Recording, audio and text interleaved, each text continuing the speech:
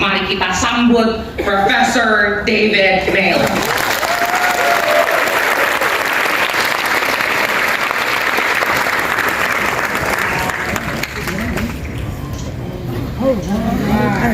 All right.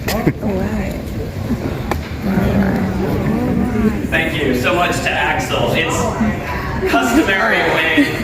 It's customary when introducing students to the world of computer science, and specifically programming, to have them write some code for the very first time, is to say hello world, and literally have the computer say that. And so if I may, doing my best, I'm not nearly as good as Axel at this, but hello, semuanya, nama saya David Malan.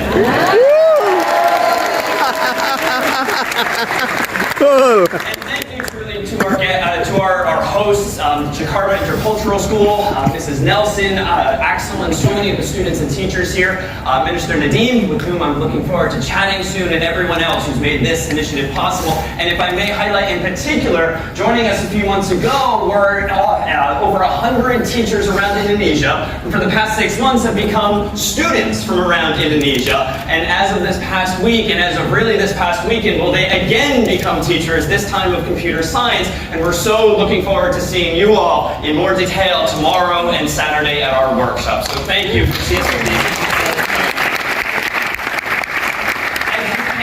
If you didn't see already, allow me to invite you to visit this URL here on your phone if you have access, polm.com/CS50. Or if it's a little easier, let me put up a 2D barcode that your camera should be able to scan and allow you to visit this same URL. This might be easier. Let me give you just a few seconds to visit this URL, and this will allow for a bit of audience participation if you are so inclined.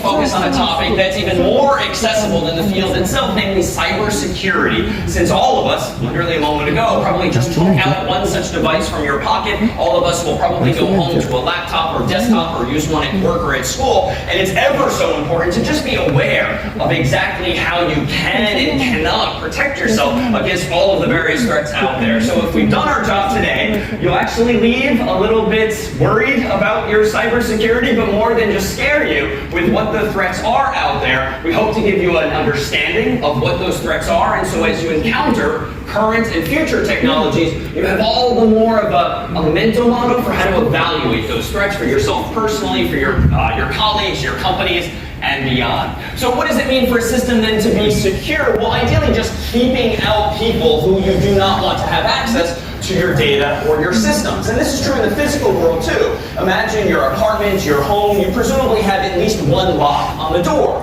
But unfortunately, in the world of security, you're only as secure as the weakest link, so to speak. It doesn't matter if you lock the door and have the best lock on your door if you leave the window open when you go out for the day. It doesn't matter if you have 2 locks on the door if an adversary, some kind of attacker or hacker, has more time, more energy, more hardware than you, who can just get through those locks as well. So security really, as we'll see, is something relative. Like, it's nonsense to say that my system is secure or my phone is secure, because it's really meant to be viewed in relative terms. Indeed, really, as they say in the locksmith business, you want your home to be more secure than the home next to yours, so that the adversary doesn't focus on yours, but rather some other possible exploit instead. And so that's true in the world of systems too. The goal is to raise the bar to the adversary, make it more time-consuming, more expensive, more difficult for them to get into your system, so that it's just not worth their time. The catch is, and the scary thing is though, that like these adversaries, the hackers out there, they kind of have the fundamental advantage against all of us here in this room. Because whereas you and I have to be perfect, like we have to lock every door, close every window, change every password, do everything we can on our systems to keep the adversaries out, they just have to find one mistake that you and I make. They just have to find one window ajar, one door that's unlocked, one system that doesn't have a very good password, and so you and I kind of are at a disadvantage fundamentally. And so that's why it's all the more important to at least understand some of these threats and not just take for granted that the device you're handed is going to be as secure as you might hope it is, simply out of the box. So what is it you and I use to keep our systems secure most of the time? Like passwords. Like odds are, we have all typed in at least one password today to our phone or a laptop, and honestly nowadays, you probably have dozens, hundreds of different passwords, or if you're thinking, no I don't, I only have one password that I use everywhere, well that'll be a topic of discussion for today too, because this is not indeed something you should do. But it turns out that you and I as humans are not very good at even choosing good passwords. In fact, I took a look online at what are currently believed to be the top 10 most popular passwords in Indonesia specifically. So how do I know this? Well, security researchers frequently download data from the internet that has been hacked from some sources, maybe sold on the black market, and they try not to use it for malicious purposes, but for research purposes. And to look at the data, figure out usernames and passwords that have been hacked and therefore sold or posted online, and they use this to infer what kinds of passwords you and I have and actually use. So as of about a year ago, in Indonesia specifically, the most popular password, according to 1, 2, 3. group's measure, What was other 1, 2, side? Nah, kan tuh kan. Number 2 was at Nandar. Nanda. At number 3 was 1, 2, 3, 4. Number 4, 1, 2, 3, 4, 5, 9. So you can see now maybe the minimum requirements of some of the systems. People are just barely doing the minimum. Number 5 was password. Password. Password. So number 6, COBA. So mixing a word and a number. 1, 2, 3, 4, 5 was number 7. Number 8, moons 21. Number 9, Bismillah. Bismillah. And number 10 was my God, 1, 2, 3. So here's the thing: if any of your passwords are on this list, you're not a good company. No. If you recognize your own, one of your takeaways for today should be to change that password. But why? I mean, it is sort of funny that these are so obviously guessable, but honestly, probably all of us have at least one or more passwords that are this simple. But the problem is if you appear on this list or the top 100 list, you're really at risk. Why? Well, because these adversaries, the hackers out there, they could just try to guess your password or guess anyone's password, but why should they guess when they literally have a list of the most popular choices? They might as well try these first. And so you don't want to be on this list. You want to be much, much lower or not on it at all. Otherwise, you're just at this heightened risk.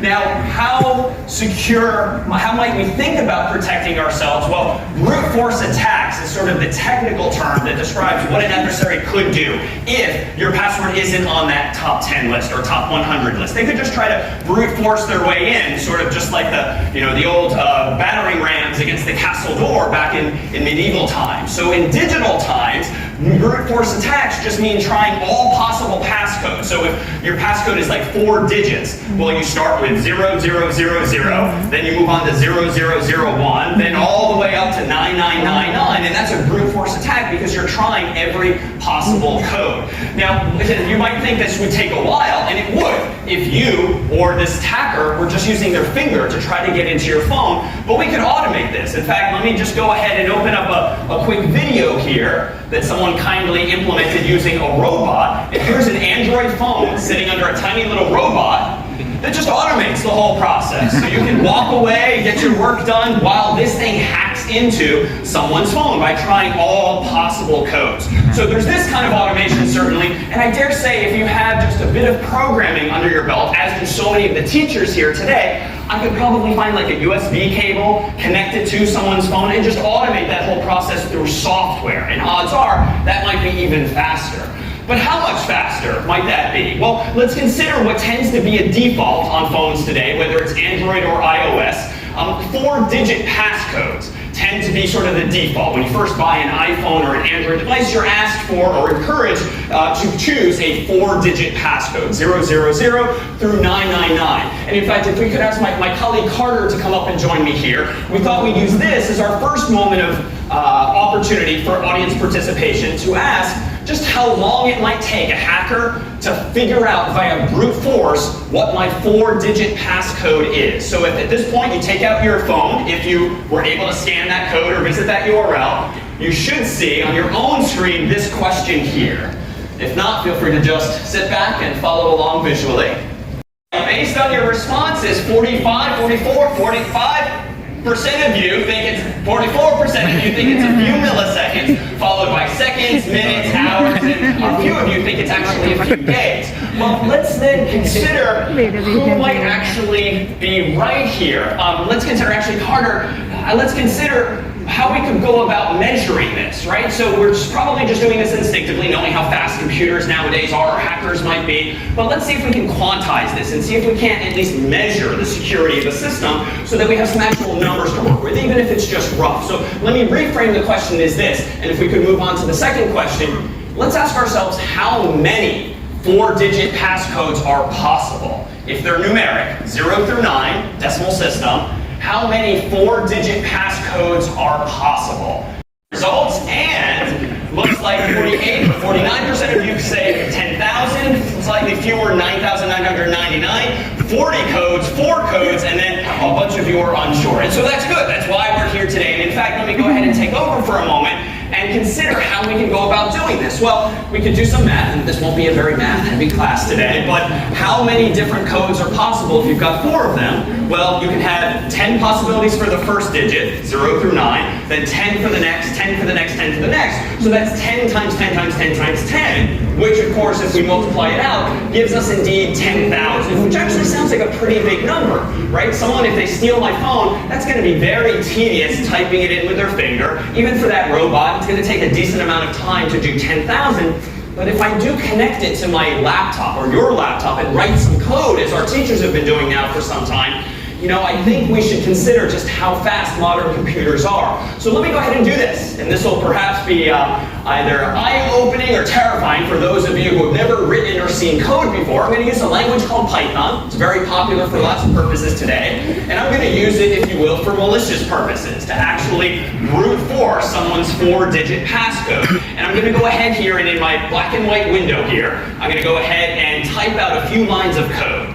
First, I'm going to say to Python that I want to import what we'll call digits. This is just a quick way of saying, give me access to the numbers 0 to 9, so I have to type out 10 different numbers myself. Agak trauma lihat I'm nih. going to go ahead and do this line of code here, where I'm going to import what's called a function in Python, which just like in Excel or Google Spreadsheets or Apple numbers, it's a function like in that can take some input, like some data, and give you some answer. So this is going to give me a function called product that's going to let me try the cross product of a whole lot of digits together. And then this is it. I'm going to say for each passcode that is in the product of all of those digits, repeated a total of 4 times, let's just go ahead and for today's purposes, print out that passcode. And let me just stipulate that if I had a USB cable, I could plug it into my computer, I could plug the other end into my phone, and I could automate that entire robotic process. But the question for us now is, how fast can we indeed try 10,000 possible codes, which was the correct answer?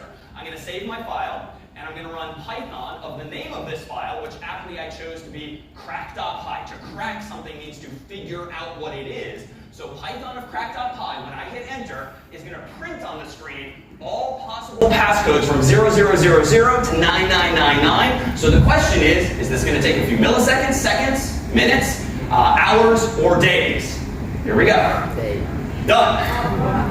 So, terrifyingly, those of you who said milliseconds were indeed correct. That was the blink of an eye. And so if I indeed had that cable, or you were in the coffee shop, someone took your phone and for just a split second plugged into it, they could theoretically figure out, by sending those numbers to your phone, what your code might actually be. Now, unlike in the movies or TV shows where you typically see the numbers like cascading on the screen, that's not really how it works. You just try all possibilities from start to end, but at the end, the hack is the same. Well, let's consider then what would be more secure than, say, doing 4-digit passcodes? Well, what about 4 letters? And websites make us do this all the time. You have to use not numbers, but maybe letters, and maybe punctuation, and we'll get to that too. Carter, could we maybe ask the group this question? How many 4-letter passcodes are possible? If you'd like to pull out your device again, the screen should change in a moment to ask you this. We've given you a lot of possible answers this time. Uppercase or lowercase? How many 4-letter passcodes are possible? Smallest possibility is 4, the largest is 7 million or more. See, people are thinking harder about this one because the number's not going up quite as fast, and that's fine. And there's no unsure answer this time. You gotta commit. All right, we're almost at 200. All right, and Carter, shall we reveal what the group thinks? Okay, so we have 74% of you think it's 7 million, 16% think it's 52,000. Some of you think it's fewer than the numbers, so we'll see. Let's see what this might actually be. So here's how many possibilities I claim there are. If you've got 26 English letters, A through Z, lowercase, plus another uppercase, that's 52 possibilities. 26 plus 26. So that's 52 times 52 times 52 times 52, which is of course bigger than 10 times 10 times 10 times 10. This in fact gives us over 7 million possibilities. So this feels much more comfortable. If I now take the time to choose for my phone a 4-letter passcode, this is way more than 10,000. So surely this is going to slow down the hacker and my data is now safe. But let's ask the same question in code. Let me go ahead and reopen this same file. And instead of importing digits, I'm going to import in code what are called ASCII letters, which just means A through Z, uppercase and lowercase. And I'm going to change this code to use those ASCII letters instead of the digits. And I'm going to repeat those letters 4 times. And that's it. I'm just going to change from digits to ASCII letters. I'm going to go ahead in a moment and rerun that same command before, Python of crack.py, which will print to the screen all possible 4-letter codes from A to ZZZZ using lowercase and uppercase. So, here we go. Okay, slower. So we're at seconds, but as you can probably guess, this isn't going to take that much longer to get through now the uppercase letters.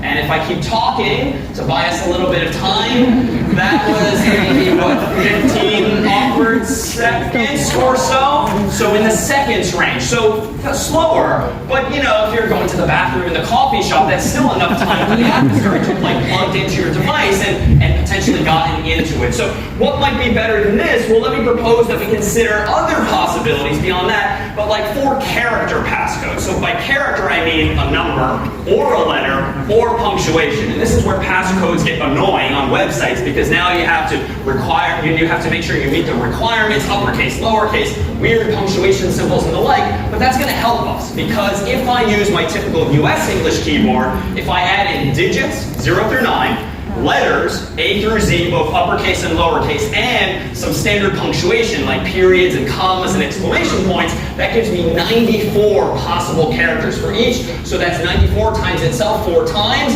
And anyone want to guess verbally, roughly how big this is? Even though most of you have a calculator. Anyone want to ballpark it? Come on.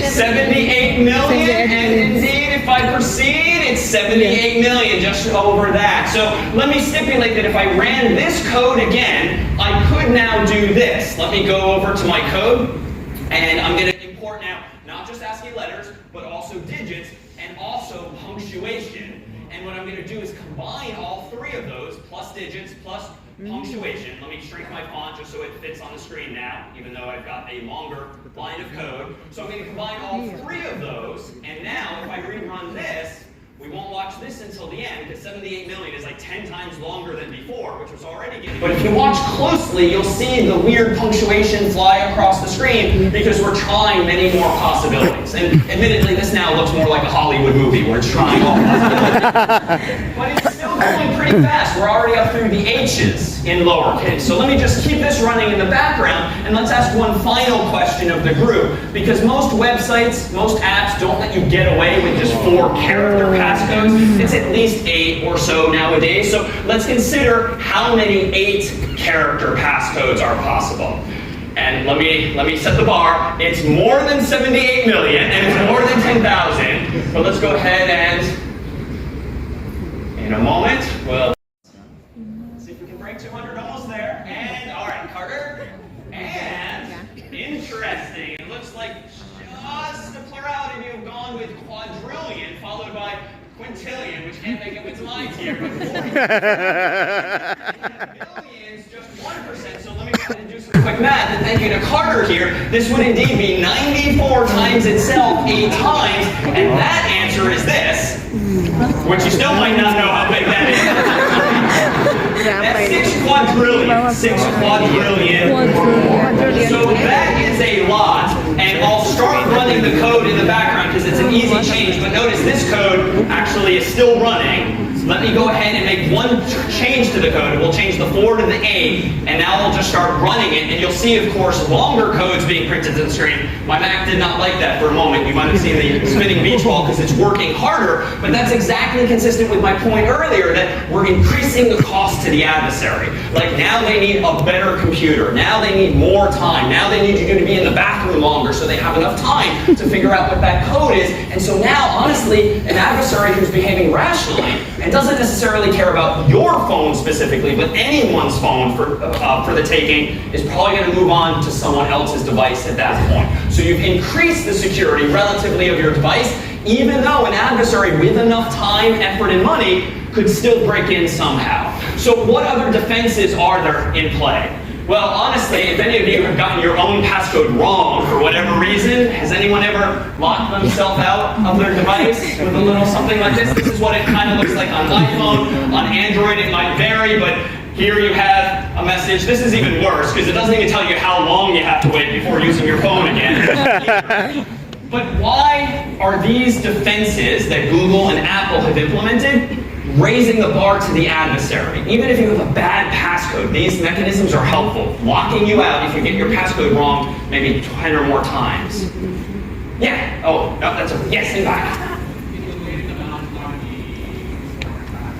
Yeah, it delays the amount of time the brute force attack takes, and equivalently, it makes it more expensive, more time consuming just to try one code after another. So instead of doing thousands per second or millisecond, now maybe you can only do 10 per minute. Because what these phones tend to do is they lock you out for at least a minute. And then if you screw up again 10 times, they lock you out maybe for 2 minutes, then maybe 10 minutes, then maybe an hour. And if you have certain corporate policies installed, they can delete the whole device automatically after too many attempts. So here too, we're not fundamentally changing what attack the adversary can wage, but we're just raising the bar significantly, the cost to the adversary. So this is a feature that comes with most every phone nowadays and is ideally something you want to enable, but there's a downside, and this is thematic in cybersecurity too. We could make it really annoying, really hard for the adversary, really time consuming for them to get into the device, but what's the downside?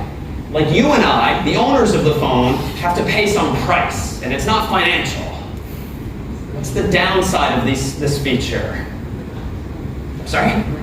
So friction for the users themselves, for you and me. Why? Because if you are the one who's forgotten your password, or you slightly mistype it, you're sort of lying in bed trying to log in, and you just keep mistyping it some number of times, now the burden is on you to have to wait a minute. And you know, if history's any indication, like these things always happen at the most annoying times where you really need to use your phone, and it's not going to let you in. So it's kind of pushing the cost to you and me instead of to the adversary, but that's thematic, this theme of trade-offs. There's other mechanisms though. Most everyone in the room, perhaps, maybe with a sign of hands, uses two-factor authentication nowadays for at least one account, maybe Gmail, maybe Outlook, something similar. So two-factor authentication doesn't mean like two passwords or two passcodes. It means two fundamentally different factors. Typically a password that you know, so it's according to the rules we just discussed, but also typically a different type of factor, something you have. So maybe it is one of these devices that are a little old school now, but little key fobs that you carry around on your keychain. Old school just because they're expensive for companies to have to give these to every employee, but they have a code on this,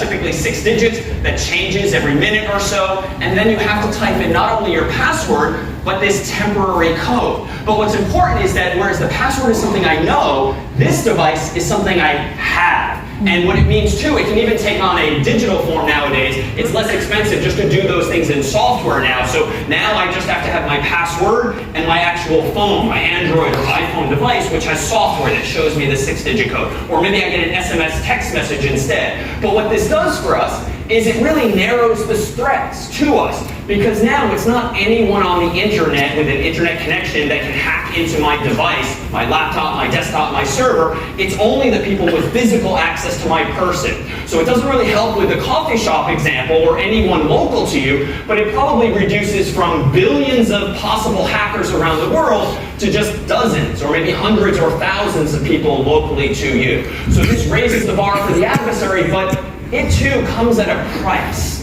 What's the downside of having to use two-factor authentication to check your mail or some other website or app? Yeah. Yeah, you have to have the device on you in order to access what you need, and that probably is fine most of the time, but sometimes you've left the phone elsewhere. Sometimes the phone is upstairs, or sometimes the phone is over there on the sofa, and now you have to actually just exert more effort, more friction, overcome more friction to actually use it. Or worse, your battery is dead, you don't have cell phone reception, so the software just doesn't work for you in that moment. The upside is that the adversary can't get in. Downside is, nor can you as well. So even with these defenses, good passwords and two-factor authentication, you're still vulnerable potentially. So there's software out there called keylogger software. And this is just software that someone with too much free time maliciously writes, installs it on your Mac, your PC, maybe even your phone, and it logs, that is, it records all of your keystrokes or all of your finger presses. The downside, of course, is that, well, if you type in your password or you type in anything remotely private or personal, this kind of software could log it and keep track of it and maybe even upload it to some adversary on the internet so they don't even need physical access to you thereafter. It could theoretically even record the two-factor code, but I wonder, does two-factor authentication keep you safe against keylogger attacks? That is, malicious software that somehow got infected on your computer that's logging all of your keystrokes and sending them to an adversary. Does two-factor authentication, having that phone or that key fob, protect you against this threat? I'm seeing some yeses. I'm seeing some. Anyone want to raise a hand with a thought? Yay or nay? Yeah, in the middle. So, say again? It is still in a time period for the authenticator. So that is true too. And I can think of perhaps one other concern. Any other thoughts with this? This is where it gets really sophisticated, but it is possible. Think about what two-factor is doing for you. It requires that you have, what two-factor authentication requires is that you type in this additional code. Well, if this keylogger software is fast enough, it could record what your username is when you type it, what your password is when you type it, and even what your two-factor code is when you type it, and can potentially send it faster to that server than your own computer sends it by nature of how it works. Maybe you take a moment before you actually hit enter and finally send it. And so theoretically, even the most sophisticated adversary could circumvent things like good passwords and two-factor authentication by getting access with software, keylogging software, to your own device. And this is why it's so helpful to have some kind of antivirus software or just no permissions to install certain type of software on your computer, because there could be that attack vector, so to speak. Now, there's one other mechanism I'll propose here that you might not know it by this acronym, but you probably do use it, at least if you work for a company that has corporate accounts. SSO is single sign-on. And this is an increasingly popular trend in that you can use your Google account or your Microsoft account or your work account more generally to log into different applications, different websites. So even if you go to certain websites that are unrelated to your company, they might say, do you want to log into our website with your Microsoft account, your Google account, or the like? Well, why is that? Well, one, it means you and I don't need to create a brand new account with a new username and a new password, and we already know we are not good at choosing passwords. At least we could trust that, okay, maybe you at least have one good password for Google or Microsoft, so at least let's expect that you just remember that one good password. And therefore, it allows you convenience too. You can now log into all of these different applications or websites using the same account, which just decreases friction for the user. So that too might actually be a good thing. The downside, though, with SSO, if any of you have ever left your jobs or been let go from your job, is that the downside of logging in to multiple websites and multiple applications with a single account is if you lose access to that single account, now you've lost access to all of those other accounts. So there comes again the sort of friction or trade-off for the users. So again, none of these are necessarily surefire solutions to protect us, but they do come with these costs up and down.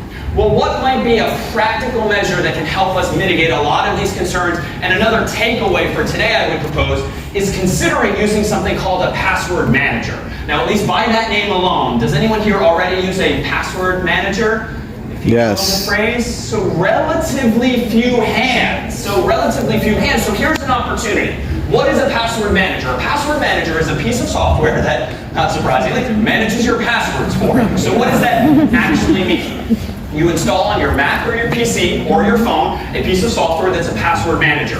And when you go to a website for the very first time and you create a new username and password, you, the human, do not bother trying to come up with a good password. You click a button in this password manager software and it picks a really long, complicated password with lots of numbers, letters, and punctuation. And better yet, it remembers that password for you and saves it in a local database of sorts. This means that you don't even need to know that password because the software is managing it for you.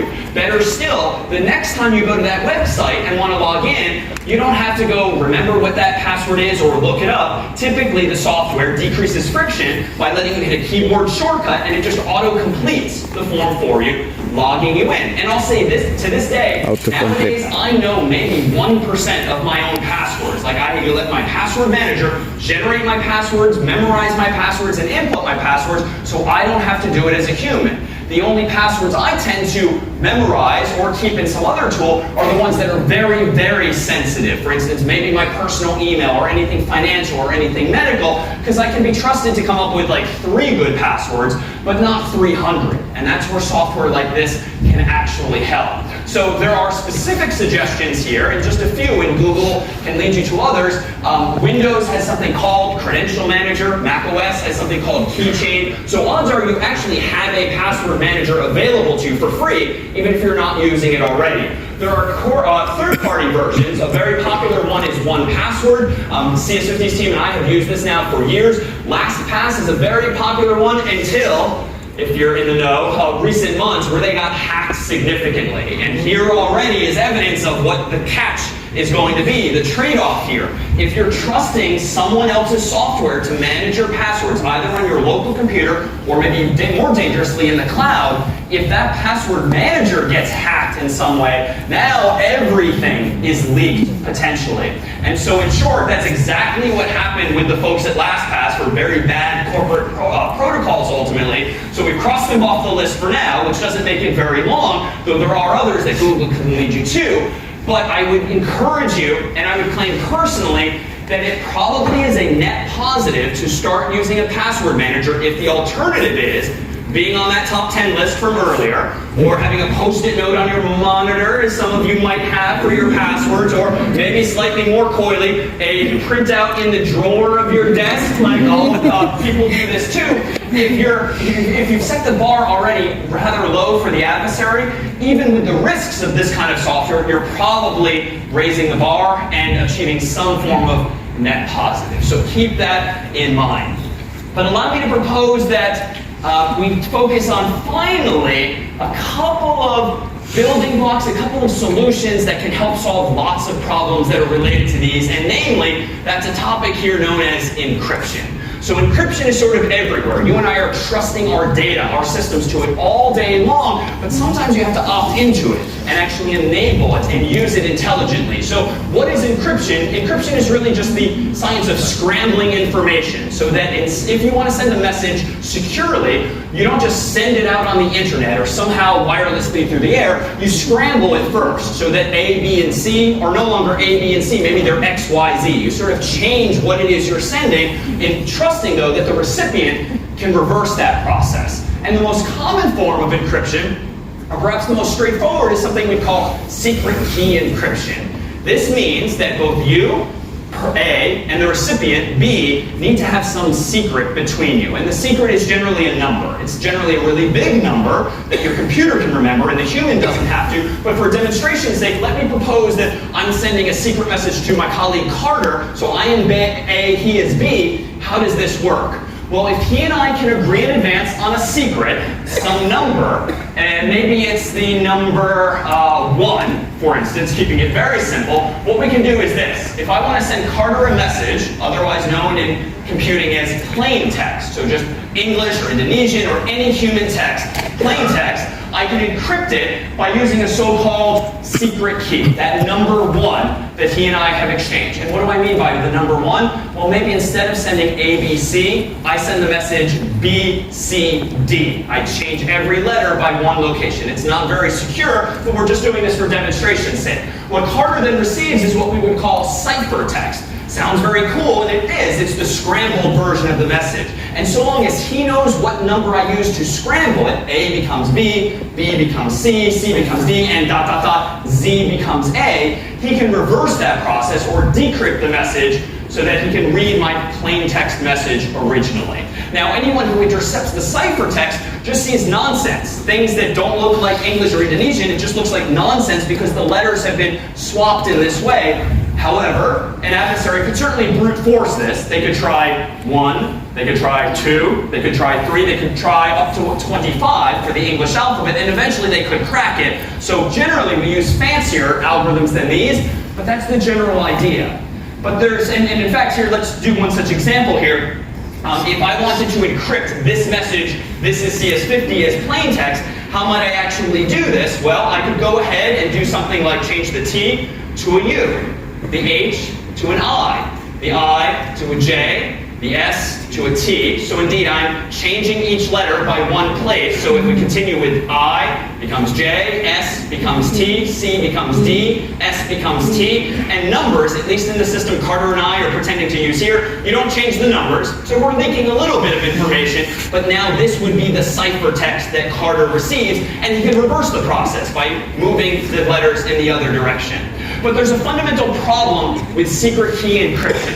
It assumes that Carter and I can establish the secret in advance. Like he and I literally have to whisper to one another that we're going to use the number 1. But if I already am whispering the number 1 to him secretly, why don't I just tell him the whole message? So in this point, and you can imagine wanting to do things securely just on the internet itself. If you want to buy something online with your credit card and you go to, in the US for instance, Amazon.com, well, I don't know anyone personally at Amazon.com that I could whisper a secret to and then use it to input my credit card, let alone my password or anything else. So you kind of have this chicken and the egg problem. Like you can't communicate securely until you can securely communicate a key. So secret key encryption is actually called symmetric key encryption because you have to use the same key in both directions, but there is an alternative that's asymmetric, something called public key encryption. And without going too much into the weeds here, let me just stipulate that public key encryption is a world in which each of us in this room don't just have a single secret that we use with other people. Each of us has 2 numbers, a public key and a private key. And there's some fancy mathematics, if you've heard of acronyms like RSA or the like, there's fancy mathematics that ensure that there's a relationship mathematically between your public key and your private key, which are just big numbers, much bigger than the number 1. And the math is such that you can use someone's public key to encrypt a message to them. So if I want to send Carter an encrypted message, I say, Carter, and I can yell at Carter, what's your public key? He can shout it back to me because it's public by design, and then I can use that in my computer to scramble a message and send him this ciphertext. But you can probably see where this is going. Because of the math, the only key in the world, the only number in the world that can decrypt a message that I encrypted with his public key is going to be his private key. So that's the second number in the mathematical relationship. And he should not yell that across the room, but his computer should use it to reverse this process. And this is how we solve that chicken and the egg problem, because your browser nowadays, when you visit Amazon.com, Gmail.com, or any such website that uses, as you're probably already learned to look for, HTTPS, that is and has been all these years that you've been using this, using public key encryption. Gmail, Outlook, Amazon, they all have a public key that the browsers just know to ask for without you, the human, even knowing. Your browser has its own public key and private key that it uses to send messages to Google, Microsoft, or Amazon, at which point HTTPS means it is secure, as the S in fact denotes. So, One final note on encryption. So encryption, again, is just the scrambling of information, but here too, you and I as users can be potentially misled. Just because you're using an encrypted service, an encrypted app, an encrypted website, doesn't necessarily mean that hackers or adversaries can't see your data.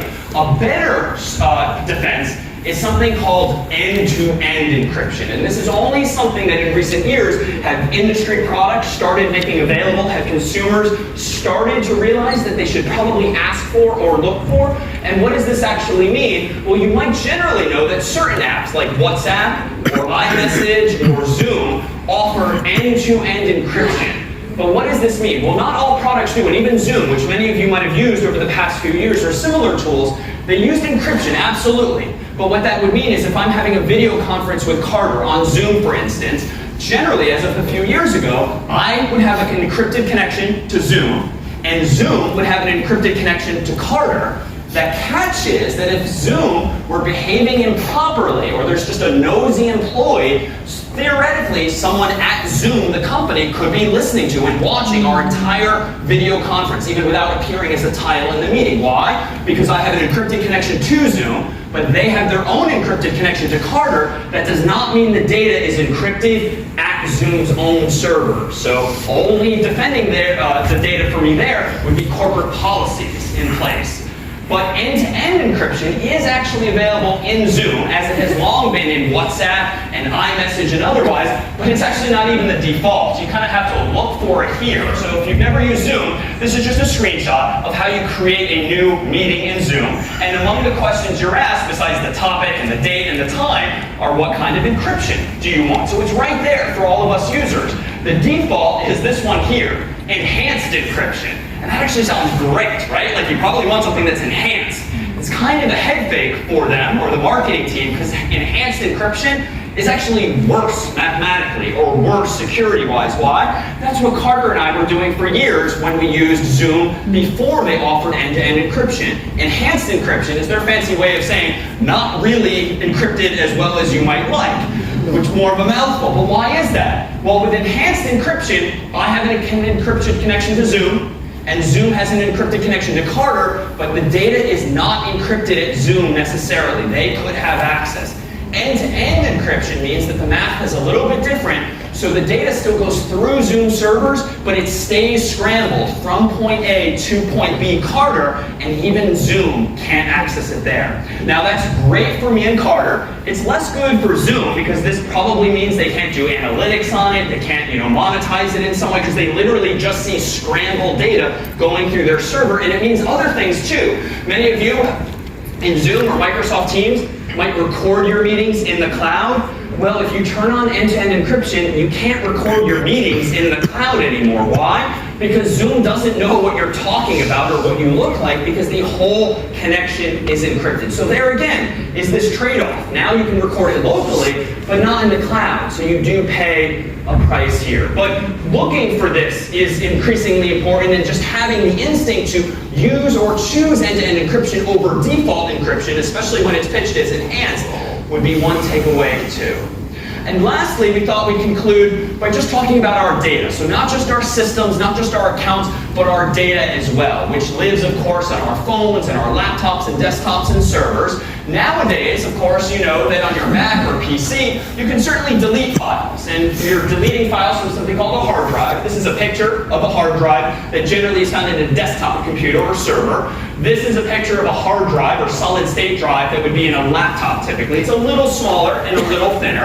And of course, some of us might carry around or use for work or for home, little USB sticks or something like that that also store data. So all of these are devices on which you can store your files, personal, professional, or otherwise. Now, all of us probably know that if you want to delete some file because you're done with it or because it's sensitive, you can certainly drag it to the recycle bin or the trash, at which point it looks like this. And most of us know that it's not sufficient to just drag it to the trash or the recycle bin. What do you also have to do? Undelete. Okay, you have to empty it, right? You have to right-click on it or maybe wait 30 days and it automatically gets emptied for you, and you hope that's it. The data is gone. But it's not actually true. And Microsoft and Apple and companies in general don't really highlight this for technical and other reasons, but when you delete a file, typically, even today, really macOS or Windows or other operating systems just forget where the file is. The zeros and ones, we talked about those yesterday for the students at GIS, the zeros and ones are still there. The file is still there. The financial information, the email you regret sending, everything is still there, but the computer just forgets where it is. But someone who's smart enough, or maybe a company whose purpose in life is to recover deleted data, could just search your entire device looking for patterns of zeros and ones that look like a Word document, that look like an Excel file, that look like something else, and they could, with high probability, recover that data. So this is to say, when you empty the recycle bin or trash can on your computer, you're not really deleting it at all. You're just forgetting where it is. And if you wait long enough and you download more files and you create new documents, eventually, just statistically, you'll eventually reuse that portion of the device and the file will effectively be deleted, but it's not going to be instant, and it might take days, weeks, or months for that to happen naturally. So what are some of the alternatives? Well, there is special software that you can use and download for free or commercially that will wipe your hard drive or sanitize it. And what this software does, in short, is it just changes all of the zeros and ones on your hard drive to like the opposite, or something random, to overwrite the data. So the bits are still there, the zeros and ones, but they're not what they originally were. So that goes one step further from emptying the trash or the recycle bin. But even that's not surefire nowadays, because long story short, some of the hardware we just discussed doesn't let you change data eventually. Sometimes now, for performance reasons, devices start to, as they degrade over time, they'll no longer let you change parts of the hard drive, which means your data might be there forever. So what's the solution? Well, some of you who work in industry might know that as a matter of security protocols, you could just destroy the hard drives altogether. And in fact, if only because it's a little fascinating to see, there's these YouTube videos all over. Here's an example of a company that shreds hard drives by doing this. Probably not going to get your data off of that at this point, and so the data is indeed effectively destroyed, much more effectively than Mac OS or Windows alone might do. But maybe just to state, we have 2 minutes of this essentially, just to state the obvious perhaps, what's the downside of this approach? Shredding your hard drive literally and digitally. This waste, and yeah. Well, you definitely can't get something back, including the money you paid for that device. So this is a very expensive solution to properly disposing of data, even though it's absolutely surefire way. And there exist companies that do this as a business. You can recycle your old devices, or not so much recycle, but destroy them by doing this. But nowadays, and funny enough, here's again where encryption becomes a solution to a lot of our cybersecurity problems. What's increasingly possible nowadays, if you opt into this typically, is you can encrypt everything on your phone, everything on your Mac or PC. Generally, if you just click the right box and you enable the feature. And what that means is, if you have a good password for your Mac or PC or your phone, it will use that password to scramble automatically for you all of the data, except when you're using it. So when you double click an icon, essentially, then it will be automatically decrypted, but when you close the program, it will be re-encrypted. So there's still a risk. If you leave your laptop open at the coffee shop and someone runs off with it and you've already logged into it and the lid is open, your data is still going to leak out. But at least here, if you close the lid or close that software, your data is going to stay encrypted the whole time. And the upside of this, ultimately, is that even if your device is stolen, or you sell it, or trade it in, but you don't think, oh, wait a minute, I should have shredded the hardware physically, full disk encryption ensures that if your password is good enough, no one else knows that password, and it's good enough that brute force isn't going to figure out your password. It doesn't matter that all of your private data is still on that device if they can't recover it or decrypt the process. So it's sort of a brilliant software solution that allows you to keep using or reselling the hardware, but not actually have to destroy the same. The catch here, though, is that there's always an evil use for this too. If any of you have worked in certain hospital systems or certain companies, you might have been the recipient of a hacker attack whereby they use encryption for evil. Somehow they get some malicious software onto your server, onto your company's computer, onto your own laptop, and what they do is they just encrypt all of the data. And they typically then don't tell you the key unless you pay up, and it's typically used for Bitcoin or cryptocurrency. Unless you pay them in some untraceable currency, they won't give you the key to recover your data. So here too, there's this trade-off of the same primitives in computing being used for evil as well. So what then is your homework, if I may, as a teacher? One, I do think it's a net positive to use a password manager. Don't necessarily use the one that we ourselves use, but Google around, ask more technical friends what they themselves use. And again, if you're on that top 10 list, if your Post-it note has your passwords, that's probably going to be better than what you're currently doing. Two, use two-factor authentication when you can. And websites and apps increasingly offer this, but you have to opt in because it does add some friction for you. It's a bit annoying, but do use it for your personal email, financial, medical, anything that's very sensitive, but maybe not for some silly website that you rarely log into, at which point it's just not worth the additional friction. And then thirdly, use, when you can, end-to-end encryption. Don't just trust that the software you're using will do it for you. You increasingly have to opt into it, or in the corporate workplace, might need to enable the policy for your own employees. With that said, all of this and more are available in a course called CS50 that my colleagues and I teach back home, and that so many of the teachers here today have been taking, available for free among other courses at this URL here. And I thought I'd conclude our look at cybersecurity today with a secret message, ciphertext, that I thought we could decrypt together by, instead of adding one, subtracting one. So if I may, if we reverse our encryption process, this Is CS50. Woo!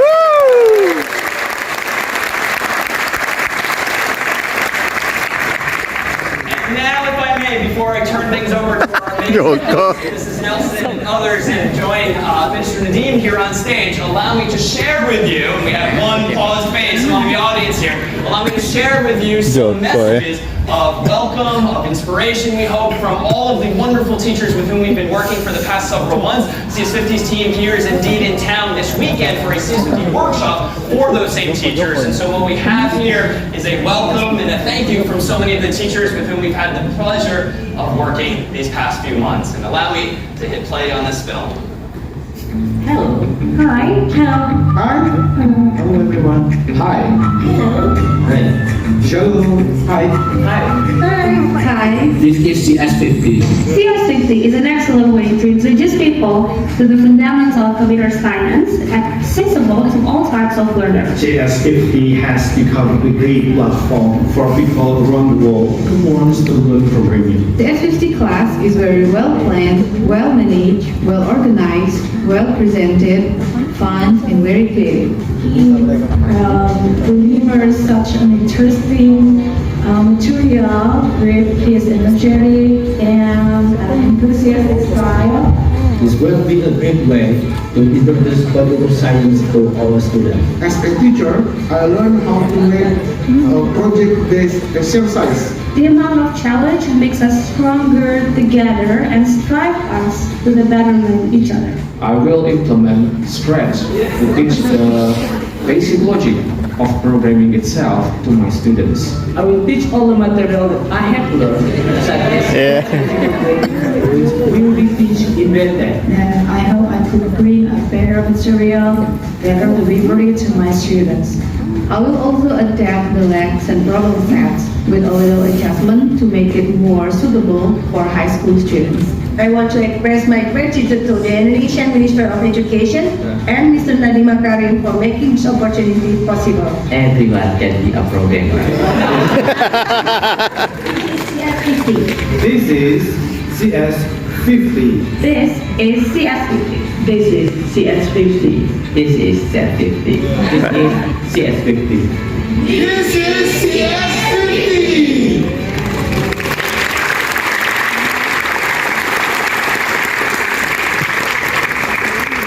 Thank you again. As we transition to our fireside chat now, allow me to turn things back over to our host. And thank you again from CS50's whole team, and cannot wait to meet all of these teachers and more.